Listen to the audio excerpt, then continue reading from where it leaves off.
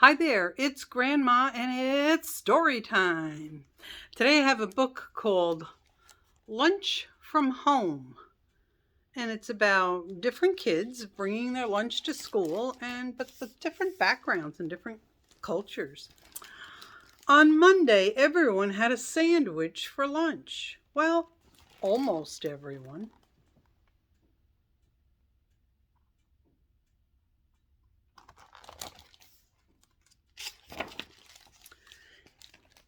Preeti brought soft dolka cake topped with fried spices called vagar, and a side of bright mango pickles. Yum, my favorite, Preeti said, opening their lunchbox and smiling. But the kid next to them said, Yuck. That's your favorite? It smells stinky. No, it doesn't, Preeti said, smile fading. It smells like my kitchen. That night, however, they asked their mother to pack a sandwich for lunch tomorrow instead.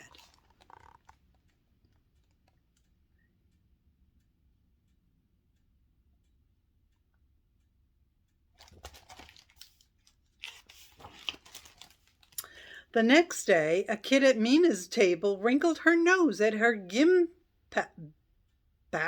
and said, Ew, you're eating seaweed. Mina looked at the neat green-edged rolls of rice with carrot, radish, and ham at their center.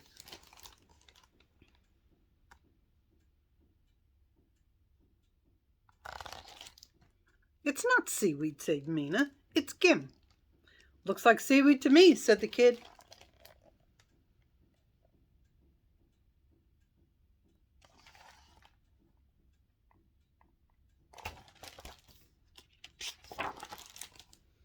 So on Wednesday, Mina brought a sandwich too.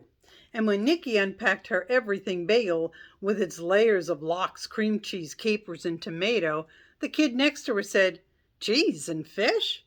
Are you actually going to eat that? Yeah, said Nikki. My dad says it's a classic. No, said the kid. It's just weird. When she got home, Nikki told her dad she wanted regular sandwiches for lunch from now on.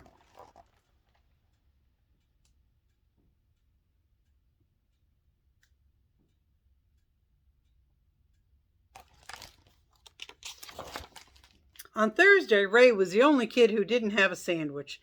He had what he always had, a chopped up hot dog with a scrambled egg and some melted cheese wrapped in a tortilla, like a burrito. Hot dogs belong in buns, said a kid watching him take a bite, not tortillas. Everyone knows that. Ray shook his head. Nuh-uh, he said, his mouth full of burrito. But when his abuela picked him up, he said, no more burritos. I just want a sandwich from now on.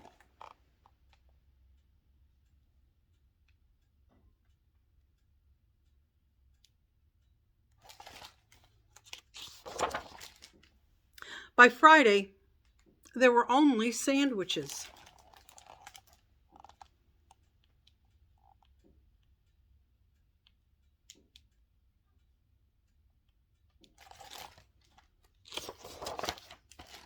On Monday, there were only sandwiches.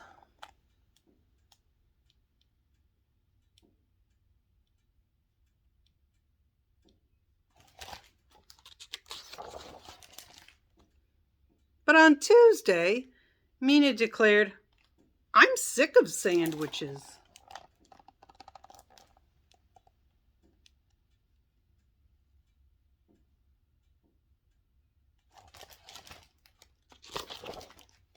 So when she unpacked her lunchbox on Wednesday, it was full of gimbap and kimchi and spicy cucumbers and boiled bean sprouts and stir-fried ferns and dried squid in a spicy sauce called gochujang. You know what gim is, seaweed, and I love it, she said. I use it to make gimbap with my Uma at home.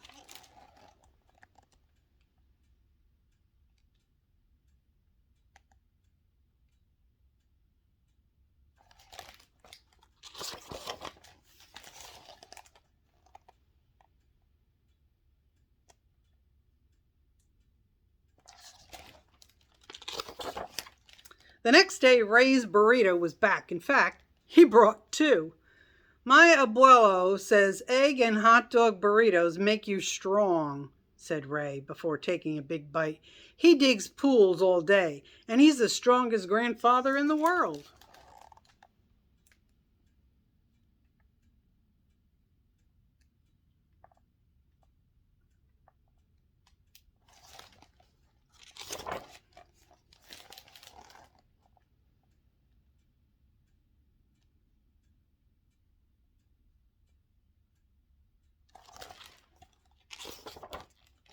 The next day, Preeti's Dokla,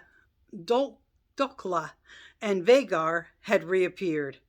There are more spices in my lunch than colors in the rainbow, they said. Then they named as many as they could remember: cumin, ginger, onion, chili, mustard, coriander, cloves, and, they thought for a second, asafoetida. That's one of my favorites.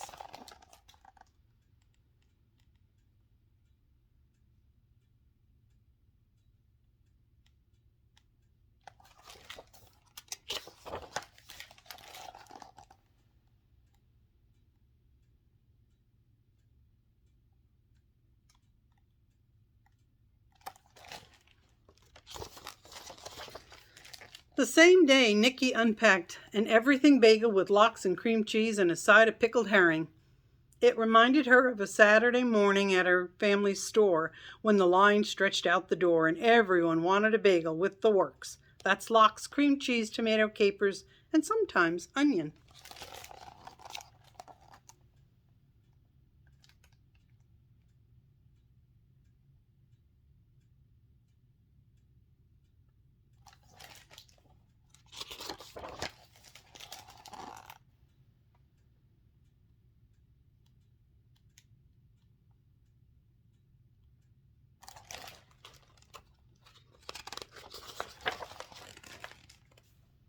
The kid next to her was quiet, staring glumly at his lunch. "What do you have?" he asked Nikki. "Just a boring sandwich," said the kid. "Maybe it's not boring," said Nikki. "Maybe it's a classic." The kid smiled. "Maybe it is."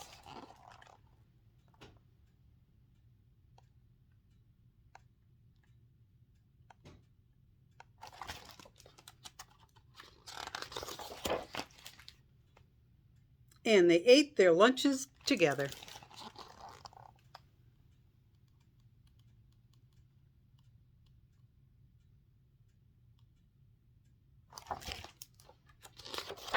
The end. And the interesting thing is this book was based on the four children who actually became chefs when they grew up.